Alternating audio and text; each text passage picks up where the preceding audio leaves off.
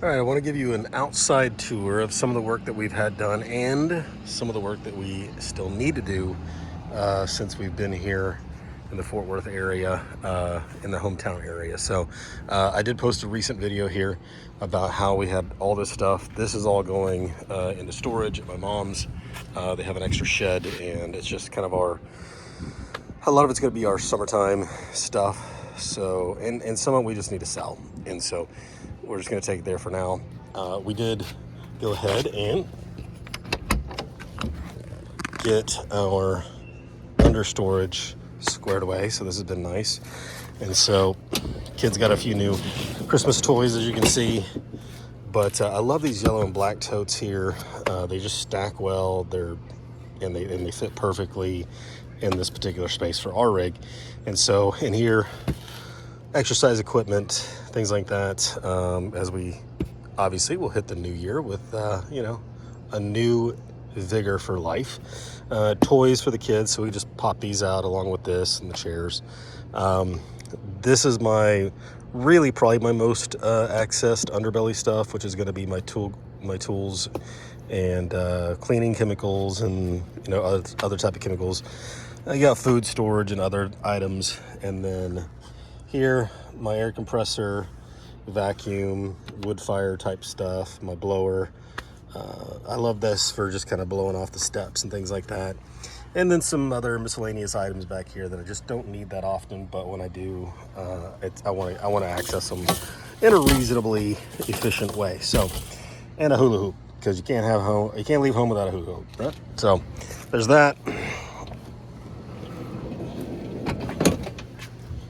And we did install this. I believe I did a video on that one, and it was relatively simple. So, if you're looking for it, I do find it to be more convenient if you organize your shelving so that when you do pull it out, everything makes sense. We haven't actually had it that way until, actually right now. But I can see now that we've lived in it and we've used it, it's going to make a lot more sense moving forward. How we have this set up than what we did have. Some other things we need to change here, having talked to our mobile mechanic, is we're going to go with, so these batteries, this is a January 23 and a February 23 battery. But we found that when we were boondocking, these batteries are just crapping out on us. Like, they're barely making it through the night. And the only thing we're really running on the batteries at night, by the time we park and the sun goes down to the next morning, is the refrigerator, and that's it. And they're almost dead, if not dead, the next day, where we can't pull on our slide outs. So we do use our slide outs, and in order to use our rig, we have to have the slide outs out for the most part. And so just not really working the way we'd hope. Now, to be fair, we've hit some nasty roads that have just been bumpy as all get out, and so I understand that these lead acid batteries don't like to be vibrated or bounced around or jostled. Well, I know that they've gone through heck since we've had it anyway, and probably since before. And so I was talking to the mechanic about it, and he said, look, I wouldn't go with the, what do they call that? Oh my gosh, I'm drawing a blank. You know what I'm talking about. Everybody wants to get it. Lithium batteries. He said the reason why is they will not charge in freezing weather or even sub 30. Goes, there are some that won't even charge in 40 degrees below, or 40 degrees and below. And I'm like, holy crap. I mean, this time of year, it's hard to get to a place, especially if you're boondocking, or at night or whatever. I mean, anyway, that was definitely an interesting piece of information I had not heard. And knowing that now, I'm like, you know what? I feel like maybe we should maybe be careful about that. So anyway, we're looking for the gel batteries that have these particular pegs on it so that we can rehook everything up. And that's the goal. It looks like I need to reposition my rig. My air conditioning is not flowing in the right spot. Anyway, little fun things about this. Down here, we cleaned all that out. We had this was in there, that was in there, that was there, this, all of that. That's about it. And that allowed me to put, I had my ladder that was back here Also, my dad fancied making canes, and so I took this piece of wood. A man bought the majority of his cane making material, but he said, I told him what I was looking for. He said, well, take this one. He said, put yourself a hook on the end of it and you'll have what you're looking for. So I've got myself a nice long grabbing hook. Since I have an 8-foot bed, I can reach up in there and grab almost anything that's far away from me. And what I like about it is I made these feet, these blocks down here. So we raised the jacks on all 6 jacks. Now the ones that are over here, sometimes I pull these in before we have the slide on in, because this is typically the last slide out we pull in, just because we can move around in the rig with it out.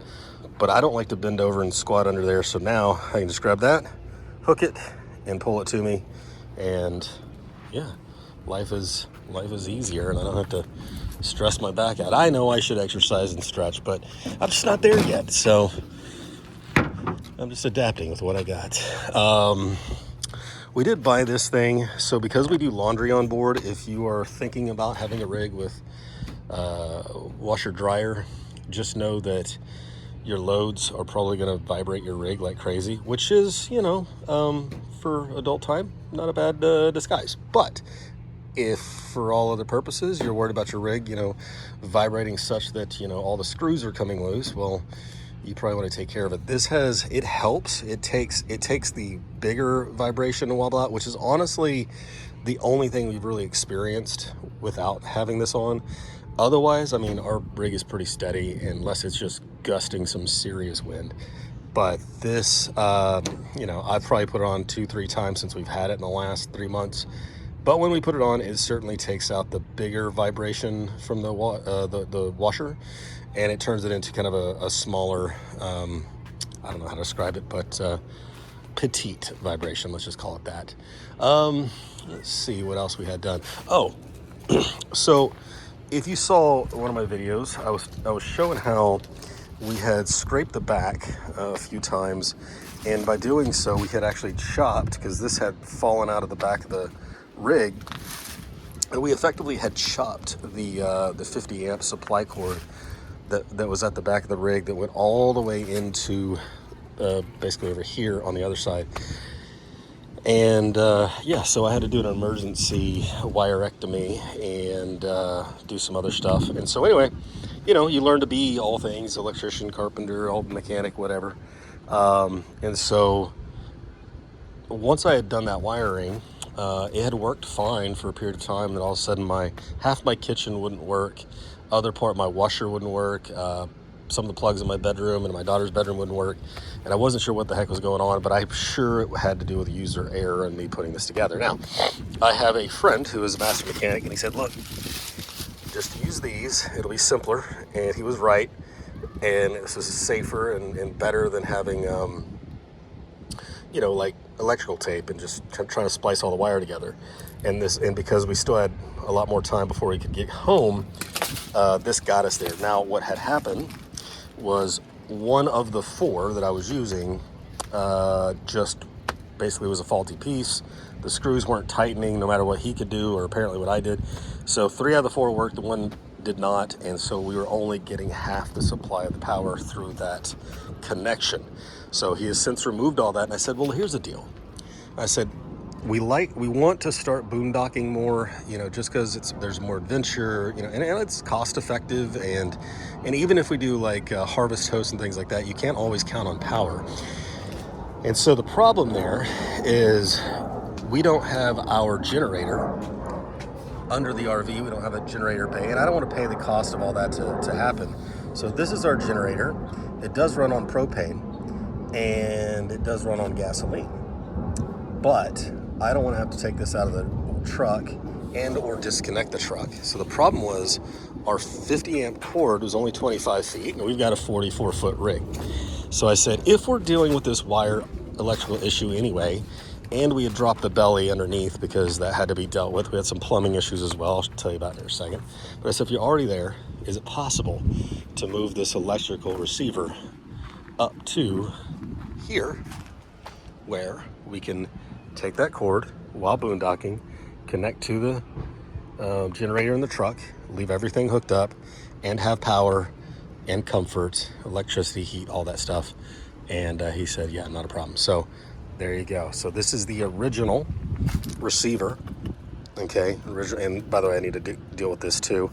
But, you know, one thing at a time. And so now we have it.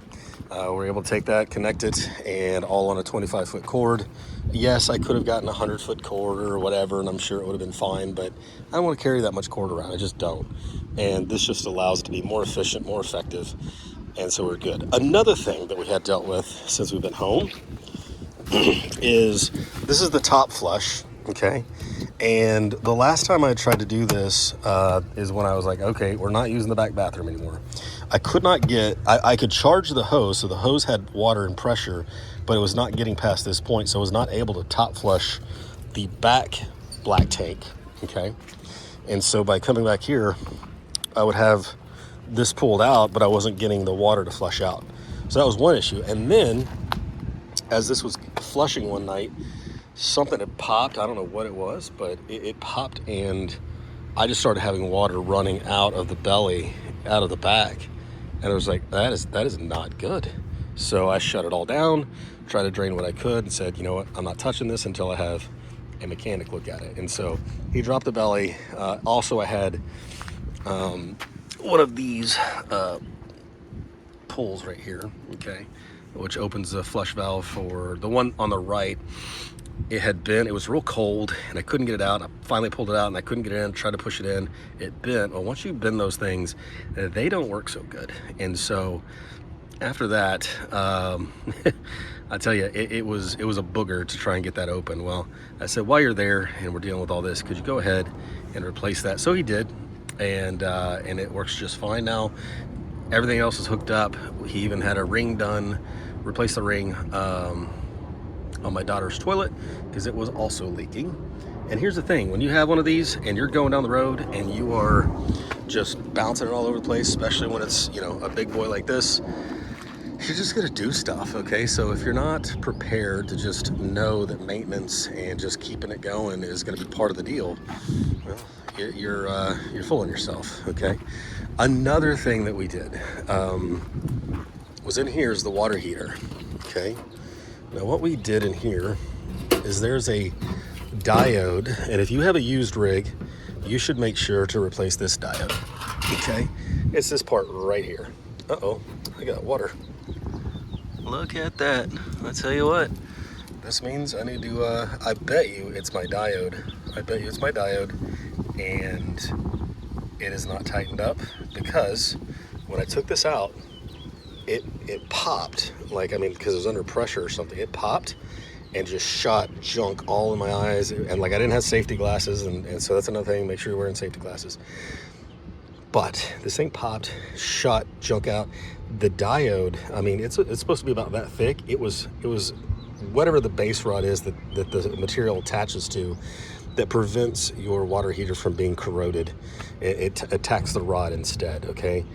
Because this rig is almost 2 years old, I replaced it, and I'm now seeing that I need to retape it maybe, and because I've got some standing water. So see, this is it. This is you're seeing it live. This is RV ownership, and it's all its glory. Okay, so not a big deal. We'll take care of it. Now, keep showing you some stuff.